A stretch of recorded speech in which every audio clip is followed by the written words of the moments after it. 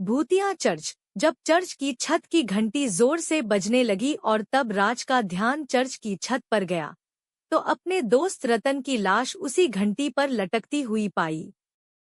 रतन की रहस्यमयी मौत को देख राज के पैरों तले जमीन खसक गई और वो खुद को रतन की मौत का जिम्मेदार समझने लगा। राज और रतन असम में स्थित गुवाहाटी में रहते थे और पक्के दोस्त थे।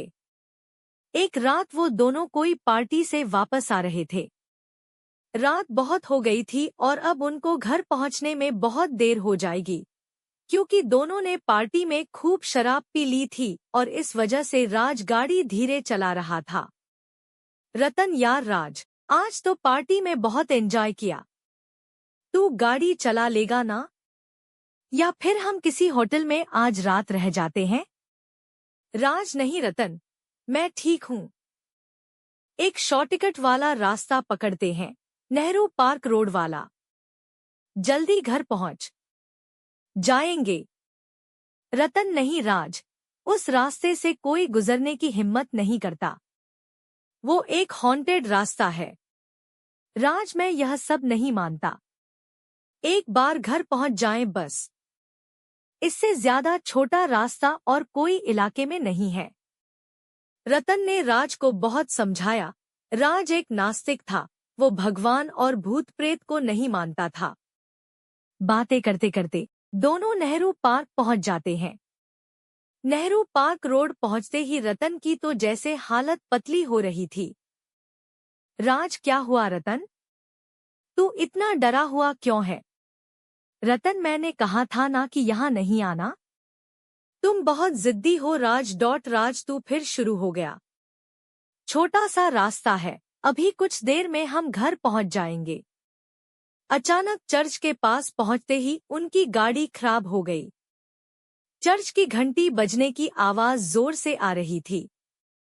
रतन ने समय देखा, रात के 1 बजे थे। चर्च दिखने में एक पुराने खंडर जैसा था। रतन यार, रात के 1 बजे भी चर्च खुला है? अगर हमने शराब नहीं पी होती तो चर्च के अंदर जरूर जाते। राज यह भगवान ईश्वर सब तुम इंसानों का भ्रम है। एक तो दूर दूर तक तो कोई मैकेनिक नहीं दिख रहा।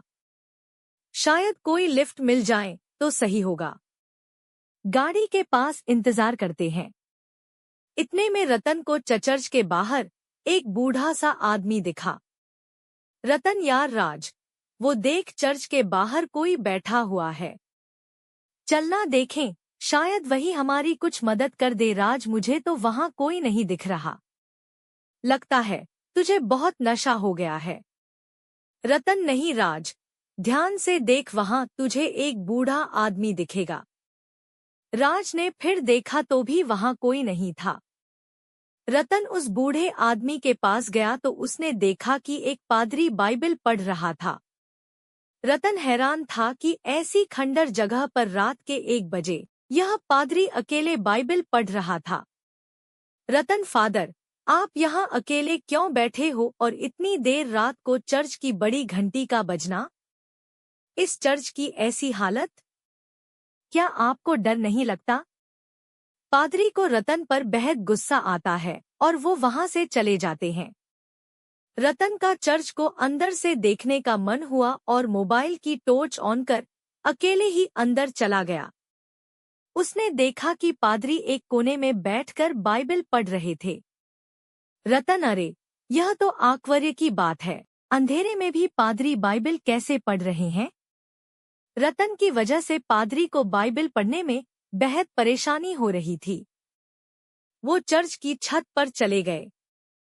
रतन भी अपनी मोबाइल लाइट से पूरा चर्च अंदर से देख रहा था और फिर देखते देखते वो छत पर भी पहुंच गया। रतन उस बड़ी घंटी के पास पहुंचा और उसे बजाने की कोशिश करने लगा। तभी उसे ठोकर लगती है और वो एक रस्सी पे जा गिरा। वो रस्सी अपने आप ही रतन के गले पर बंध गई। पास खड़े पादरी से रतन मदद मांग रहा था, पर पादरी उसे गुस्से से घूरे जा रहा था। रतन बचाओ, बचाओ, राज, राज मुझे बचाओ। इतने में पादरी रतन को जोर से धक्का देता है और रतन को फांसी लग जाती है। घंटी पे लटकने से रतन दम तोड़ देता है। वहां राज भी रतन को ढूंढ रहा था। चर्च के चारों तरफ ढूंढने के बावजूद रतन नहीं मिला। रतन का फोन भी नहीं लग रहा था। चर्च की छत की घंटी जोर से बजने लगी और तब राज का ध्यान चर्च की छत पर गया तो अपने दोस्त रतन की लाश उसी घंटी पर लटकती हुई पाई। रतन की रहस्यमयी मौत को देख राज के पैरों तले जमीन खसक गई और वो खुद को रतन की मौत का जिम्मेदार समझने लगा।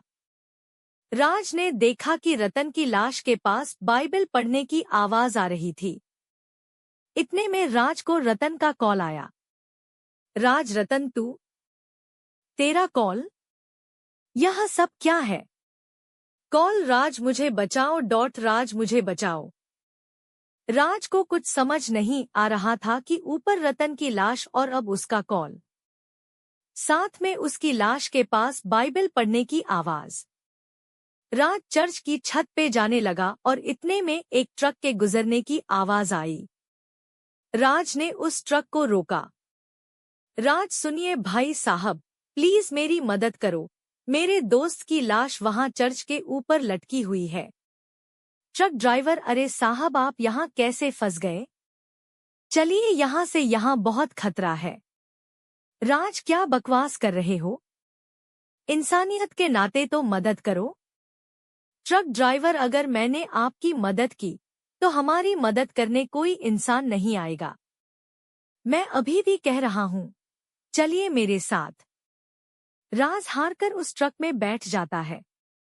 ट्रक ड्राइवर दिखने में 50 साल का गांव का रहने वाला लग रहा था और शरीर से काफी तंदुरुस्त था। राज के मन में रतन की मौत का मंजर घूम रहा था। अब राज पूरी तरह से डरा हुआ था। ट्रक ड्राइवर साहब, आप यहाँ कैसे आए? क्या आपको इस जगह के बारे में कुछ नहीं पता? आपके दोस्त की मौत कैसे हुई? राज ने पूरा किस्सा बताया तो ट्रक ड्राइवर ने उस चर्च का रहस्य बताया। ट्रक ड्राइवर, जब भारत पर अंग्रेजों का शासन था तब आजादी की लड़ाई में बहुत से क्रांतिकारी शहीद हुए और कई निर्दोष भारतीय लोग अंग्रेजों की गुलामी करने पर मजबूर थे। इस पर चर्च के एक प्रसिद्ध ब्रिटिश पादरी विल्सन अंग्रेजों की तानाशाही के खिलाफ थे और हमेशा भारतीय लोगों के पक्ष में रहे। यह देख ब्रिटिश सरकार को पादरी विल्सन पर शक हुआ कि वो भारतीय लोगों की सहायता कर रहे हैं।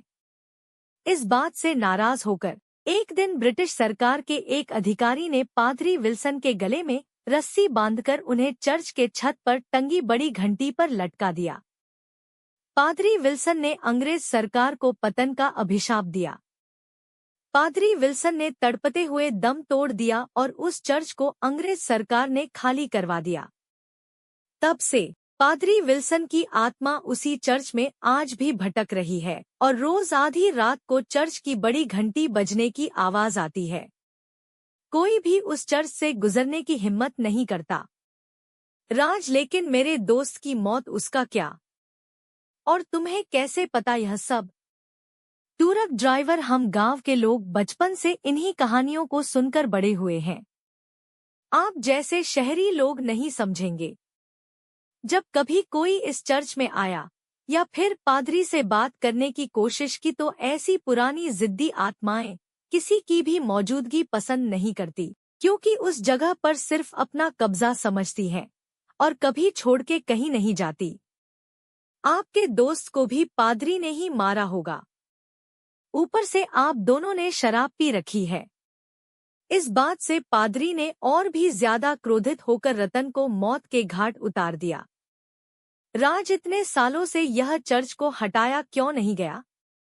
यह सब कब तक चलेगा? ट्रक ड्राइवर, हाँ साहब, कई बिल्डरों ने इसे तोड़ने की कोशिश की पर वो सब अपनी जान गंवा बैठे। ऐसी पुरानी आत्माएं किसी की भी मौजूदगी पसंद नहीं करती, क्योंकि उस जगह पर सिर्फ अपना कब्जा समझती हैं और कभी छोड़ के कहीं नहीं जाती। आपके दोस्त को भी पादरी ने ही मारा होगा। ऊपर से आप दोनों ने शराब पी रखी है।